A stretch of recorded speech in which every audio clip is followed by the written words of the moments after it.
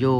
อยู่ไสแน่เอาบอกมาบุญนูว่าผู้ที่ใจบุญนะผู้ที่ใจบุญและเมืองวิลาบุรีและ เมืองวิลา สองไม่โฮม แล้วอยู่ไสอีก และเมืองเซโปนและ เมื แม่ อง นเพื่อนอาจารย์เธออยู่นา เมืองเซโปนอาจารย์เธออยู่นา โดย สตูดิโอ โดยแถวๆอนาเมืองวิลาบุรีและแม่นเพื่อนแม่สอง อันนี้ มหาไซเพื่อนแม่โนน ฮะ มหาไซแม่นตลาดใหม่เพื่อนแม่โนน ตลาดใหม่ โดย เฮือนแม่โนด โดย อยู่ละคกนี่บ่ แม่น โอ้ ปานามแม่นแม่ดีอีกครั้งปานาม แม่ดี แม่สมดี แม่สมดีเพิ่นขายหยัง ขายลาบขายซีนขายปิ้ง โอ้เอาบัดนี้อยากให้อวยพรแล้วก็ฝากไปถึงผู้ที่ช่วยเหลือเกื้อกูลผู้ที่มีปัจจิตปัจจัย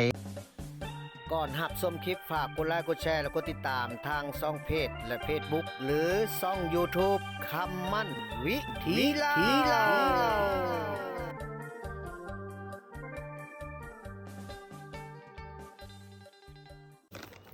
มื้อนี้ก็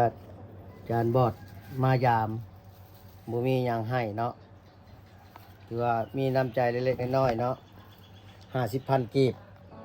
จานบอด ที่สนับสนุนมาใน50,000ขอให้สุขมาร่ำรวยหังมีความในคิดสิ่งใดขอให้มาความใดขอให้ได้นอนรับได้เงินพันนอนพันได้เงินล้านออกนอกบ้านเงินล้านให้อ่างกระเป๋าทุกเวลานาที1เงินบาทไหลมาเงินดอลลาร์ไหลเข้ากระเป๋าเจ้าดุนอาอ๋อเดินตามทางพัฒนาให้พบเจอเงินแต่คำซื้อได้ขายมาร่ำรวยไวและการให้สุขภาพแข็งแรงให้ความครอบครัวสู้กายสุขใจตลอดความครอบครัวเธอ สาธุหลายเดือนแล้วเห็นนั่นหายหน้าหายตาออกจากบ้านก็หากามาเห็นมาแว่หา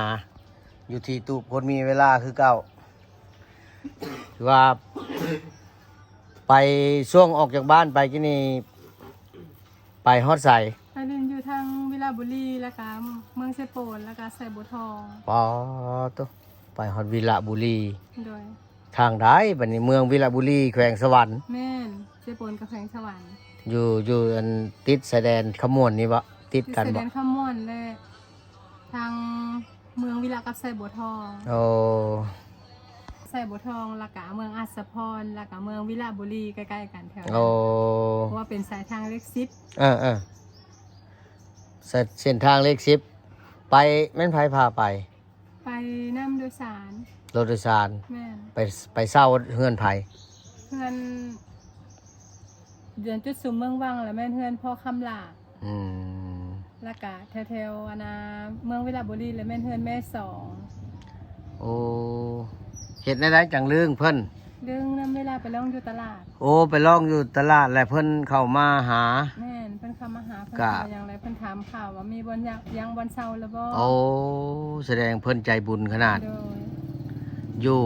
ยู่ไสแน่เอาบอกมาบุญนูว่าผู้ที่ใจบุญนะ ผู้ที่ใจบุญและเมืองวิลาบุรีและ เมืองวิลา แม่สองไม่โฮม เมืองวิระบุรีและแม่สอง โดย แล้วก็ ไม่โฮม แม่โฮม โดย โอ้แล้วอยู่ไสอีก และเมืองเซโปนและ เมื แม่ อง นเพื่อนอาจารย์เธออยู่นา เมืองเซโปนอาจารย์เธออยู่นา โดย สตูดิโอ โดย เอาแสดงว่าเพิ่นก็ช่วยเหลือกู้กูลเนาะ โดย ถือว่าเป็นอย่างดี โอ้อาณาสำหรับแข่งสวรรค์น่ะเนาะ โดย แล้วบัดนี้แข่งขมวนนี่เด้บาดนี่ ทางขมวนเมืองแสบบัวทองแม่นเพื่อนแม่ดี เมืองเสือบัวทองและแม่ดี โดยอยู่เมืองแสบบัวทองบ้านศรีวิไล อืมโอ้เพิ่นก็ใจบุญเนาะ โดย ถือว่าหาบนอยู่บนนอนให้ ถือว่าเฮาไปร้องเพลงนี่ผู้ใดเพิ่นใจบุญนี่เพิ่นจะเข้ามาถามแล้วเนาะ โดย ว่ามีบนอยู่บนเศร้าแล้วบ่หรือว่ากินข้าวแล้วบ่จะทำจังซี่ โดย โอ้เพิ่นต้องได้ถาม แม่น ถ้าผู้ใจบ่มีใจบุญก็ มีแต่ เห็น พิ่ป้องิแล้วก็เพิ่นก็ เพิ่นป้อนเงินก็เพิ่นก็ยังมีอยู่ใจบุญนะป้อนเงินป้อนคำ โดย แต่ว่าเพิ่นก็บ่ได้ถาม โดย เพิ่นก็ยังมีใจบุญอยู่แต่ว่ามีเพียงแต่10-20% แม่น ผู้เพิ่นมีใจบุญ100%เพิ่นบ่ถามบนอยู่บนเศร้าอีกได้ล่ะบัด โด นี้ ย อ่า มีคนอยู่บนเสาแล้วบ่ เออ กินข้าวกินน้ำแล้วบ่ โอ้ แล้วเพิ่นก็เลยซื้อมาให้แล้วก็ตอนแรกมาแล้วก็เพิ่นก็เอารถมาเอา อืมโอ้ มาหับเมื่อนอนอยู่เฮือนอย่างดี แม่น โอ้ถือว่าสมควรเนาะเพิ่นก็ถือว่าถือว่าเพิ่นก็อยากเบิ่งอยากเบิ่งอยากแยงดูแลยานบ่มีบนอยู่บนเศร้า โดย อันนั้นบัดนี้เมืองไสบัวทองแล้วเมืองมหาไซบัดนี้ มหาไซเฮือนแม่โนน หือ มหาไซแม่นตลาดใหม่เฮือนแม่โนน ตลาดใหม่ โดย เฮือนแม่โนน โดย อยู่ละคกนี่บ่ แม่น โอ้อยู่ละคกมหาไซถือว่าแม่โนดเนาะเพิ่นตอนหับอย่างดี โดย เพิ่นหาบนอยู่บนนอนให้อีก โดยแล้วก็ผู้เลี้ยงข้าวเลี้ยงน้ำแล้วแม่นเจ๊บุญย่างแล้ว เจ๊ ก็เฮียทม เจบุญย่างเฮียทม โดย โอ้ เจ๊บุญย่างเฮียบุญทมซื้อเพิ่นน่ะ เฉพาะเมืองมหาไซ โดยตลาดใหม่ละหก ปานามเด้บัดนี้ ปานามแม่นแม่ดีอีกครั้งปานาม แม่ดี แม่สมดี แม่สมดีเพิ่นขายหยัง ขายลาบขายซีนขายปิ้ง โอ้ แล้วก็ขายผัก เอออันบ่อนที่ว่าเฮาไปเห็นบ่อนเพิ่นเอาเฟอบ่เอาหยังเขาวเปียกให้กินได้แม่น เจ๊กงจันทร์น่ะนะ ต้องได้จื้อได้ผู้ช่วยเรือผู้เลี้ยงข้าวเลี้ยงน้ำเนาะ โดย เขาต้องจื้อชื่อเพิ่น เจ๊กงจันทร์บ่ได้ลืมบุญลืมคุณ ฝากขอบใจไปได้ไหม โดยถ้าขอบใจให้ซื้อได้ขายมาร่ำรวยไว อ่า ๆตอนหน้าไปขอให้เจ๊กงจันทร์และแม่สมดีบันดลบันดาลให้ถึงเลข6ตัวจังว่าจังใด โอ้เอานบเอาเด้อเจ๊กงจันทร์เด้อทางการบอดเพิ่นอวยพรให้ แล้วบัดนี้มาเมืองยมราชบัดนี้ มาเมืองยมราชเฮือนแม่อันสีย้อน เฮ็ดแม่สีย้อน โดย เมืองยมราชนี่แม่สีย้อนเนาะ โดย ถือว่าเพิ่นนี่ก็เอาเมื่อนอนอยู่เฮือน โดย หรือว่าเพิ่นไปอหย่างก็ เพิ่นไปเช่าห้อง เลี้ยน้ำแน่ เออ เลี้ยงข้าวเลี้ยงน้ำแล้วก็เพิ่นก็พาเมื่อนอนอยู่เฮือนแล้วเดี๋ยวนี้ แต่เก่าแล้วเพิ่นให้ไปนอนห้องแถวบ่หรือจังไดหรือว่านอน มีห้อง เพิ่นมีห้องแถวของเพิ่นอยู่แล้วบ่ โดยในเฮือนเพิ่นนั่นแหละ ก็เลยเอาเมื่อนอนห้องแถวเนาะ โดย อืม มันบ่แม่นห้องแถวแต่เป็นเฮือน เออ เพิ่นมีหลายห้องเนาะเฮือนเพิ่นน่ะ แสดงว่า เฮือนดิน แต่ละคนที่เว้ามานี่ป้อถือว่าเพิ่นทำบุญแท้ๆเลยเนาะ โดยบุญคุณยิ่งใหญ่บ่ เออ ลืมเลย เออ ชั่วจนว่าเทพจะว่าสุนอายุผู้ขาผู้ละ ทุกคนที่ช่วยเรือเคยช่วยเรือหาข้าวหาน้ำให้กินนี่ถือว่าจื้อได้หมดเนาะ โดย เฉพาะ เมืองยมราช เมืองยมราช เฮาคิดใจหรือว่าเฮาส่งความคิดคิดถึงไปหรือว่าขอบใจไปทางแม่สีย้อนแล้วก็แม่ปอน แม่ปอนอีก แม่ค้าขายลาบขายซีนอันนี้ เอา ขายปิ้ง เฉพาะอยู่ตลาดใน โดย ตลาดเมืองยมราช โดย แล้วบัดนี้ตลาดนอกบัดนี้เอา ด้านนอกแล้วเขาขอบใจไปทางแม่ทองขายข้าวปุ้นและเจวัด โอ้แม่ทองขายข้าวปุ้น โดย แล้วก็เจวัดเพิ่นขายหยัง เจวัดนี่คงสิขายขนมหรือว่าขายจามขายหยัง เจวัดไสยแสงนี่บ่ โดย ถือว่าเพิ่นก็เป็นคนบรรณทาน แม่น แต่ว่าเพิ่นได้ไปอยู่เมือง ตลาด อยู่ เทพสมบัติ ตลาดเทพสมบัติ ทางแหล่ง ไปขายเครื่องอยู่หัน โดย ก็ถือว่าภาคขอบอกขอบใจไปหมดเนาะ โดย แม่ค้าสาวขายแต่ละท่านที่ว่าช่วยเหลือเกื้อกูลของจานบอดหรือบ่าวลาน้อยเนาะ โดย ถือว่าเพิ่นก็บ่ลืมบุญลืมคุณแล้วบาทนี้อยู่ทางเมืองท่าแขกเด้ ทางเมืองท่าแขกแล้วก็ขอขอบอกขอบใจไปทางแม่ตี แม่ตี และพ่อขันตี พ่อคันตี โดยบ้านน้องเมียง บ้านหนองเมี่ยง โดย โอ้ถือว่าบ่ได้ลงไปล่ำไปร้องหยังอยู่ตลาดเนาะ โดย ปะบ่ได้ ลงอยู่ ลงอยู่เนาะ โดย แต่ว่าแต่ละเช้าแต่ละแรงเพิ่นมาหับมาส่ง แม่ตีบ่ แม่น พ่อคันตี แม่น อยู่บ้านหนองเมี่ยง แม่น เมืองท่าแขกแขวงขมวน โดย โอ้ก็ถือว่าเพิ่นก็เป็นผู้มีจิตใจบุญอีกผู้หนึง โดย เฉพาะ ที่ช่วยเหลือ เฉพาะอยู่ ได้หลายด้าน เฉพาะอยู่เมืองท่าแขก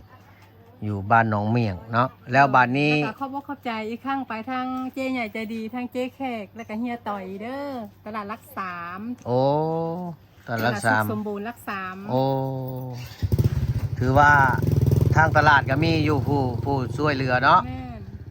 จัด ถ้า ก่อนสถานที่ให้แล้วก็ทั้งเลี้ยงเขาวเลี้ยงน้ำแต่ละครั้งบ่ลืม อืม เลี้ยงกระเพาะกาแฟ บ่ โดย แสดงว่าลงมาร้องเพลงอยู่ตลาดรักษามาได้แล้วแม่นเพิ่นมาช่วยเหลือมาเอาข้าวเอาน้ำให้กิน แม่นแล้วก็มีพ่อแอ พอแอ เลี้ยงพักเป็นหลายๆด้านอยู่ โอ้ พอแอ แล้วก็เพิ่นก็มีรถอานาพวกดีแม็กพวกนี้แหละ อ่าร ถเพิ่นหาแต่ว่ามันเป็นยี่ห้อ Isuzu D-Max อืม สารน้อย โอ้ แล้วเพิ่นละบริการทางด้านไปส่งไปหับอันนี้กะ อืม ละมื้อใดเพิ่นว่างเพิ่นกะแล่นไปส่งเพิ่นเฮือนก็มี โอ้แสดงว่าลงถ้าหากว่าลงไปร้องเพลงอยู่ตลาดรักษาก็มีผู้อันช่วยเหลือเนาะ แม่น แล้วบัดนี้ถ้าหากลงไปร้องเพลงอยู่รักษานี่ไปนอนอยู่ใส่ นอนอยู่บ้านน้องเมียงเพื่อนพ่อคันตี โอ้นอนอยู่เฮือนพ่อกันตีคือเก่า โดย โอ้แล้วบัดนี้เมืองหนองบกเด้บัดนี้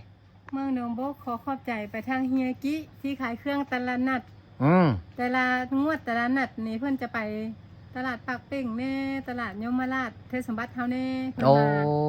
แล้วก็แถวตลาดอาณาน้องพำพูนแพงเพิ่นก็ไปบ้านม่วงเจกิอันเฮียกิอัน เฮียกิเนาะ โดยกับเฮียจับเจ๊พันธุ์ค่ะ เฮียกิเจพันธุ์ โดย เพิ่นก็ช่วยเหลือเอาข้าวเอาน้ำให้กิน ถ้าเห็นเฮาไปเนาะ โดยแล้วก็เจ๊เต็ม อื หนองบก มเจเต็ม อยู่เมืองหนองบกอีก แม่น โอ้อ้าวถือว่าท่านใดที่เคยช่วยเหลือทั้งอาจารย์บอดหรือบ่าวลาน้อยเพิ่นก็เพิ่นก็ยังบ่ลืมบุญลืมคุณยังฝากขอบอกขอบใจไปทางช่อง YouTube เนาะ โดย ที่ว่าให้รับรู้ว่าเพิ่นก็บ่ลืมบุญลืมคุณผู้ที่ช่วยเหลือก็คือว่าให้มีบุญคำนำสู่ค้าขายให้ขึ้นให้เกินให้ร่ำให้รวย ซื้อได้กำไรงาม แต่ละครั้ง ถือว่าการช่วยเหลือคนนี่ถือว่าเป็นสิ่งที่ดีถือว่าบ่เว้าแต่ช่วยเหลือคนพิการ หรือว่าช่วยเหลือคนดี ช่วยเหลือนับว่าเป็นช่วยเหลือสัตว์ช่วยเหลือสิ่งก็ถือว่าได้บุญ แม่น วัดทุกสิ่งเนาะ โดย ถือว่าบางท่านที่พัดเห็นผู้บ่เป็นหยังไปหาขอทานพัดอยากเว้าตอกย่อเขาเจ้าก็บ่เป็นนะถ้าเฮาบ่ให้แล้วเฮาก็บ่เว้าหยัง แม่น แต่ว่าเฮาให้เฮาก็ได้บุญคือกัน แม่น ขอแต่เฮาทานเนาะ แม่น เออ ขนาดเฉพาะผู้ขานเนี่ยก็ยังถามหมู่มาขิดมาขอแล้วก็จำเป็น เอา จำเป็นได้ทานต่อ อ่า ค่ะก็ได้ คันว่ามีผู้ขอ โดย ถ้าบ่มีผู้ขอแล้วก็ยะเนาะ แม่ เฮาก็ขอหมู่คือกัน แม่ ถ้ามีผู้ขอก็เฮาก็ทานต่อ แม่ เฮาก็ได้บุญต่อ แม่น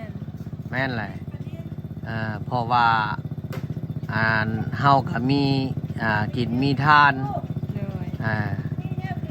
คือว่าเฮาก็ทาน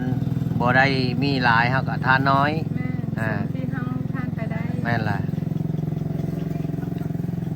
แล้วบัดนี้ทั้งฝ่ายนักร้องเด้บัดนี้ฝ่ายนักร้อง ต้องผ่านนางร้องมีอาจารย์เวียงอนุไสย โอ้ ที่ซอยเหลือ อาจารย์เวียงอนุสัย โดยแล้วก็มีอาจารย์สิทธิพล อาจารย์สิทธิพลคือว่าไปเห็นเพิ่นนี่แม่นเพิ่นมีของฝากของต้อนเลยเนาะ โดยแล้วก็มีอาจารย์ต่อยนิพนธ์ อาจารย์ต่อยนิพนธ์อีก โดย โอ้ แล้วก็อาจารย์สง่าสิทธิพล อาจารย์สง่าอีก โดย ไทยอีกเอาชื่อได้บ่ อาจารย์เสมอ เชียงเหมอ โดยแล้วก็อาจารย์ท่องดำกองดวงดี อาจารย์ทองด อาจารย์พรวิไล ำอาจารย์บอลวิไล แล้วก็อาจารย์สมศักดิ์ อาจารย์สมศักดิ์โอ้เจ้าของผลงานเพลงหักสาวดงย่าง โดย โอ้เพลง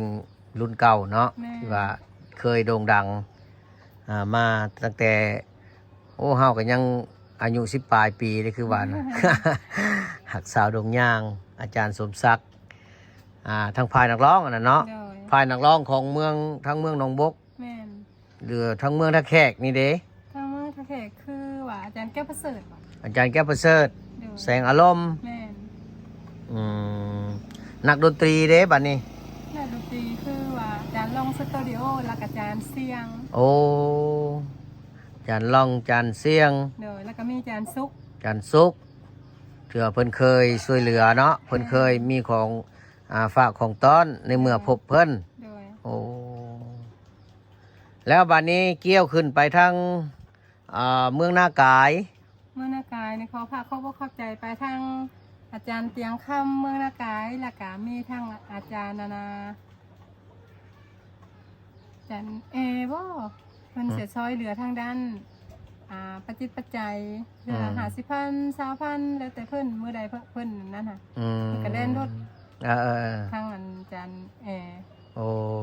แล้วก็ทางเฮียทอมเพิ่นก็ขายเครื่องส่งตลาด โอ้ถือว่าผู้ที่สนับสนุนหรือว่าส่งเสริมนักๆนี่ก็แม่นจันเตียงคำเนาะยูทูบเบอร์เมืองนากาย แม่น โอ้ถือว่าเพิ่นก็คอยช่วยเหลือเกื้อกูลทุกสิ่งทุกอย่าง โดย ในเมื่อที่ว่าเฮาต้องการเนาะ โดย สิ่งที่เพิ่นช่วยได้เพิ่นก็ช่วยไป โดย อืม อยากขอผักถามอีกครั้งทางอาจารย์เตียงคำนากายถ้ามีเวลาว่างมื้อใดก็โทรมาหาเฮียขมันนี่แน่เพราะว่าอยากได้ความช่วยเหลืออยู่ตอนนี้ก็ได้ยังขาดทางหากินอยู่ อืม เพลงบ่มีแล้ว เพลงบ่มี โดย แม่มเสีย โดย แบบนั้นบ่ แม่มเสียก็เลยบ่มีแนวหาอยู่หากินบ่มีแนวไปร้องเพลงแม่นบ่ โดย โอ้อยากฝากถึงเพิ่นแล้วอยากให้เพิ่นเฮ็ดแนวใด คันถามมีเวลาว่างก็จะให้เพิ่นหาบอลโหลดเพลงให้นี่แหละ อืมอยากให้เพิ่นหาบทโหลดเพลงให้เพลง MP3 โดยแต่เป็นด้านคารา เป็น โอเกะ เป็นเพลงคาราโอเกะ โดย โอ้เอาละบัดนี้เมืองบัวละพาเด้ เมืองวรพานี่สึมันเป็นบ้านนอกเนาะ อืม ผักไปถึงแม่เนาะอยู่บ้านหนองปิงเมืองบัวละพาบ้านหนองปิงใต้หรือว่าบ้านพลสะอาด บ่ได้เข้าไปในเมืองเนาะ โดย เพราะเรื่องไปทางบ้านนอก โดย บ้านนอกบ้านนานั้น แล้วก็เข้าอกเข้าใจไปทางหัวหน้าวง วงดนตรีหยัง หัวหน้าวง หัวหน้าวงซื่อ โดย ๆบ่แม่นหัวหน้าวงดนตรีเนาะ โดย หัวหน้าวง สื่อไอ้ายวง เฮียวงเป็นคนที่ว่าช่วยเหลือหลายอย่างอันนี้ก็ได้ อืม อันทางเฮียวงแล้วก็เจ้หง ซื้อเพิ่นหาอยู่บ้านยาเวศ บัญญาเวทเมืองบุรพา โดย แขวงคำม่วน โดย โอ้แล้วบัดนี้แถวหลังข้างนี่เด้มีบ่ แต่ละครั้งแล้วก็ขอเขาว่าขอบใจไปทางเจวันเจใหญ่ใจดี อีกครั้งเนาะที่สนับสนุนหลายๆอย่างอยู่อันนี้ก็ได้ อืม ทำไปหาตลาดหลังข้างเมื่อใดเพิ่นก็เป็นผู้ต้อนรับเป็นอย่างดีเลย โอ้ บ่ว่าจะเป็นข้าวน้ำซ้ำปลาบ่ว่าจะเป็นเงินค้ำเพิ่นก็เคยยื่นเทื่อละ100,000 200,000 โอ้ถือว่าไปหาเพิ่นทั้งนี่แหละแม่นเพิ่นเยินรถเนาะ แม่ บ่ว่าเฮาสิไปร้องเพลงบ่ว่าเฮาสิไปหยังก็ตาม โดย เพิ่นเห็นแม่นเพิ่นคอยช่วยเหลือลดปัจจิปัจจัย โดย โอ้ แล้วก็ขอบอกขอบใจอีกครั้งเนาะทางยาอ้ายค่ำบ้านหนองบัว เมืองหลังข้างจุสุมหลังข้าง โอ้ไอ้คำ อันนี้ก็เป็นคนช่วยเหลือหลายด้านอันนี้ก็ได้ โอ้โอ้โอ้ มีไอ้คำแล้วก็มีเจเวียง อืม แล้วก็มีเมโน โอ้ เป็นผู้สนับสนุน ที่เว้ามานี่ไม่แบบว่าผู้ที่ว่าจื้อเนาะ โดย ผู้ที่ว่ามีปัจจิปัจจัยเล็กๆน้อยๆก็ โดย อาจจะบ่จื้อเพราะว่ามันหลาย แม่น ที่ว่าเจาะจงนี่เจาะจงผู้ที่ว่าเฮาจื้อได้ ช่วยเหลือหลายด้านเลย ช่วยเหลือที่ว่าหลายๆกว่าหมู่ แม่น เอาละบัดนี้ ทางต่างแขวงนี่เด้ทางต่างแขวงบ่ได้ไปบ่ต่างแขวงทั้งเหนือนี่บ่ได้เคยไปจักเทื่อบ่ มีแต่ ทั้ง ไป ทั้งเมือง หัวพันแต่ว่า โอ้ บ่ค่อยจื้อเพิ่น ไปตั้งแต่ตอนใดอะน่ะ แต่ปีละเทื่อ แขวงหัวพัน ช่วง23 24 แต่เดี๋ยวนี้บ่ไปแล้วเนาะ โดย โอ้ แล้วก็ช่วงแม่น 2018กับ แม่นไผพาไปนะ ไปนั่นโดยสารนี่แหละ เอาแต่เดี๋ยวนี้ปัจจุบันนี้บ่ได้ไปแล้ว โดย แต่ว่าตอนนั้นก็ถือว่าได้ไปอยู่แต่ว่าบ่จื้อ แม่ ตั้งแต่ปี 2017-18โอ้เฉพาะแขวงขมวนนี่หมดแล้วว่าบ่ไปแขวงขมวนนี่มีมาเมืองใดแน่ไปนะเมืองหินบูนหมู่นี้เด้ได้ไปบ่บ่ได้ไป เคยไปแต่ว่าไปอยู่ตลาดสองห้อง อืม ตลาดสองห้องแล้วมันหลายแม่โพสต์ เอาบ่จื้อ แม่น ผู้ใดก็อยากช่วยเหลือ แม่น โอ้ หลายอ่ะนะคะ บัดนี้ทั้งรักษาวเด้ได้ไปบ่ ทางรักษาขอบใจทางหัวหน้าสีเด้อเจ้าของห้องพัก โอ้ หรือว่าเจ้าของรีสอร์ทที่ โอ้ ว่า เฮียสี โดย เฮียสีเจ้าของรีสอร์ทหยัง บ่จื้อซื้อ บ่จื้อเนาะ เนาะเพิ่นบ่ได้บอกซื้อรีส โอ้ อร์ท เพิ่น ตลาดรักษาถือว่าแม่นว่าเฮียสีเป็นคนบริการหลายด้าน อ้อ แล้วก็ทั้งแม่อ่อนแม่ไหม า เป็นผู้ช่วยเหลือ โอ้ แต่ละครั้ง ถือว่าไปรักษา แม่ค่ะ ไปรักษาวนี่ไปนั่งตลาดบ่หรือไปหยัง ไปนั่งตลาด ไปนั่งร้องเพลงอยู่ตลาดเนาะ แม่น โอ้ก็ถือว่าเพิ่นกะมาช่วยเหลือก็ แม่ ชื่อซื้อเพิ่นได้เนาะเจ้าของบ้านผักอยู่รักษาว แม่นแต่ว่าจับห้องผักจับคิวหลุดเลย โอ้ ห้องผักอยู่ในคิวหลุดเลย ตลาดกระแม่น ฝากขอบอกขอบใจเพิ่นเนาะ โดย ถือว่าบ้านนี้ หลังจากรักษาวแล้วมีเมืองหยังอีกที่ว่าเมืองอ้อมข้างนี่ เมืองอ้อมข่างกับไปแถวเมืองอันนี้นะเมืองคุณคำนี่ เมืองคุณค โดย ำก็ได้ไป แม่น เอ้ามีผู้ใดอีกช่วยเหลือทั้งเมืองคุณค ก็หลายอันนี้ก็ ำหลายเนาะ ได้ บ่จื้ออีก โดย อ หลาย ถือว่าไปนี่เพิ่นจะเอาไปนอนอยู่สถานที่อยู่เฮือนเพิ่นบ่หรือว่าอยู่ห้องแถวนี่แหละเพิ่นจะมาหาแล้วเนาะ โดย เพิ่นจะมาเข้ามาถามมาทักทายรถว่ามื้อแรงนอนไสมีบ่อนอยู่บ่อนเช้าอยู่กินนั่นใดรถเนาะถ้าเพิ่นจะช่วยเหลือหั้นนะ แม่น เพิ่นจะช่วยเหลือนี่เพิ่นจะเข้ามาถามก่อน แม่ ไว้ตั้งแต่เว้นพี่รถ แม่นแหละ โอ้แล้วค่ำๆเพิ่นก็มาหาบเอา แม่น อืมโอ้ถือว่าแต่ละเมืองแต่ละแขวงนี่แม่นผู้ช่วยเหลือเพิ่นก็จื้อได้เป็นบางท่านเนาะ แม่น ถือว่าบัดนี้อยากให้อวยพรแล้วก็ฝากไปถึงผู้ที่ช่วยเหลือเกื้อกูลผู้ที่มีปัจจิตปัจจัยผู้ที่ว่าเฮาจื้อได้หรือบ่จื้อได้เนาะแต่ละเมืองแต่ละแขวงอยากให้ฝากไปตามช่อง YouTube นี้เลยเนาะคำมั่นวิถีลาว โดย หรือว่าสิเป็นช่องเพจคำมั่นวิถีลาวคือกัน โดย เอาฝากเลย ขอบอกขอบใจนำทุกท่านเนาะที่ผู้ขาไปมาแต่ละเมืองถ้าภัยจื้อได้น้องหลาน้อยสัญญวันเจ้าของเพลงสาวนาฮีก็ถือว่า ขอฝากขอบอกขอบใจนำทุกคนที่ยังจำผู้ขาได้ผู้ที่ช่วยเหลือผู้ขาได้แต่ละท่านนี้ขอให้กิจการของท่านสำเร็จในหน้าที่การงานและก็ให้บรรลุตามเป้าหมายของท่านคิดไว้และก็ให้มีความสุขกายสุขใจทุกท่านสุขภาพแข็งแรงทุกท่านเลยเด้อ สาธุบ๊ายบายก้องบ๊ายบาย บ๊ายบาย เออ